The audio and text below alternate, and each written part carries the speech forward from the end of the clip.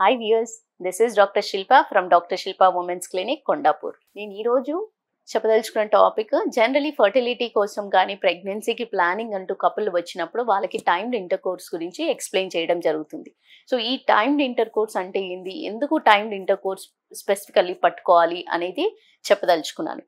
Timed inter course అనేది life span of ఎగ్ని ఓవంని దృష్టిలో పెట్టుకొని కానీ లైఫ్ స్పాన్ ఆఫ్ స్పర్మ్ని దృష్టిలో పెట్టుకొని కానీ చెప్తారు. ఎందుకంటే ఓవంకి లైఫ్ స్పాన్ ఎప్పుడైతే ఓవం రిలీజ్ అయిన తర్వాత, అంటే ఆడవాళ్ళ అండం ఎప్పుడైతే రిలీజ్ అవుతుందో దాని లైఫ్ స్పాన్ వచ్చేసి 24 గంటలు మాత్రమే.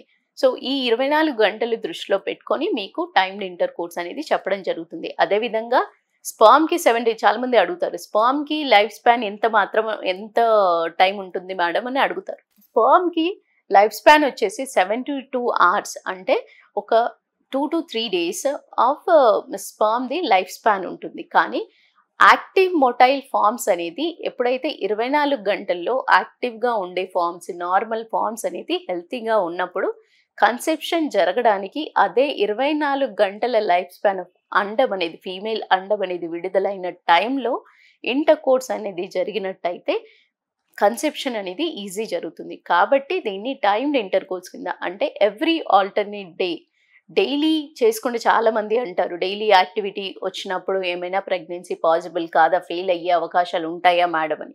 కానీ that is not the correct way అండి.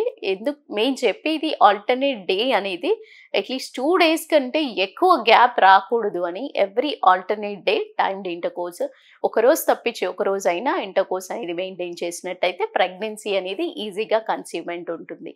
సో ఈ వీడియో మీకు హెల్ప్ అయిందని అనుకుంటున్నాను. Thank you. నమస్తే.